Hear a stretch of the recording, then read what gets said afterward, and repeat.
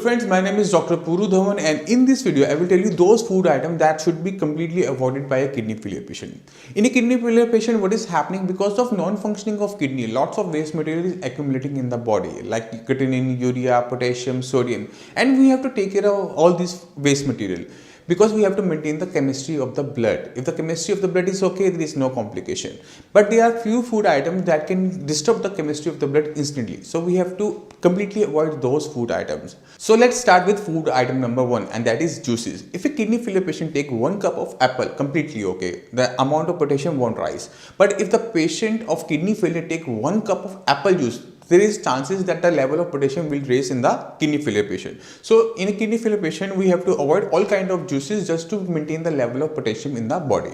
Because potassium is a thing which is very good for the muscles. It gives power to the muscle if the level of the potassium is in the range. But when the level of the potassium increases above the 7, it can cause heart attack, it can produce muscle fatigue. So we have to maintain the level of potassium in a kidney failure patient, and for that purpose we have to avoid all kind of juices in a kidney failure patient.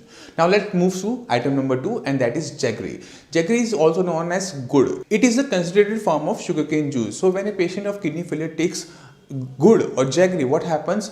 The level of potassium increases. Now the question arises why this is happening. For that purpose, we have to understand the production of jaggery. For production of jaggery, we have to take sugarcane, then we extract out its juice, then we concentrate this juice into the jaggery form. So when we take jaggery, it contains potassium of whole sugarcane. Because this jaggery contains potassium in high amount, it can cause complication in a kidney failure patient. That's why we have to avoid jaggery completely in all kidney failure patients. Now let's move to another food item, and that is rooty and leafy vegetables. Rooty and leafy vegetable has to be avoided because they contains potassium in high amount. Any vegetable which is grown below the surface of earth contains potassium in high amount, but there are exceptions also. Exceptions are carrot, radish and onion. They contain potassium in low amount. Rest of the vegetables which are grown below the surface of earth like potato, sweet potato, turnip, beetroot, all these vegetables contains potassium in high amount. That's why we have to avoid all these vegetables. And leafy vegetables like spinach, mustard, coriander, mint also contains potassium in high amount. That's why all the kidney failure patients are advised to avoid all these vegetables. Now let's move to another food item, that is salt. Almost all kidney failure patients suffer from very common symptom, and that is high blood pressure, and the salt is a major cause of high blood pressure. So in a kidney failure patient where we have to maintain the level of blood pressure, we take help of salt. If we avoid salt, the level of blood pressure can be easily maintained in a kidney failure patient.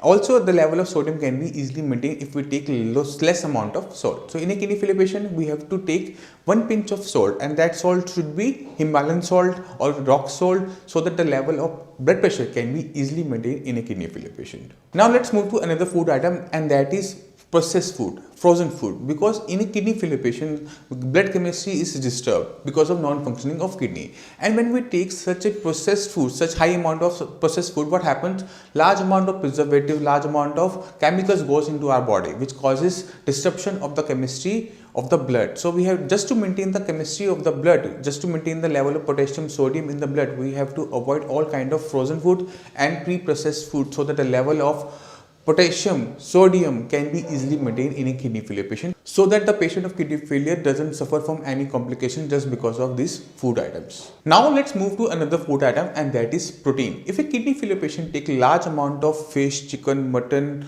eggs, dairy products, what happens? Large amount of protein goes into the body, and this extra amount of protein gets converted into creatinine.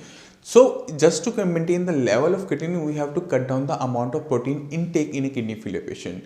So in a kidney failure patient, it is advised to take either low protein diet or protein free diet, so that the level of creatinine can be easily maintained in a kidney failure patient. Because creatinine is a type of waste material produced by our muscle during muscle metabolism. So if a kidney failure patient take large amount of protein, the amount of creatinine will increase in the blood. So just to control the level of creatinine, we have to cut down the amount of protein intake. Now let's move to another food item, and that is low sodium salt. In a kidney failure patient where the patient is suffering from high blood pressure, some kidney failure patients use low sodium salt just to maintain the level of blood pressure.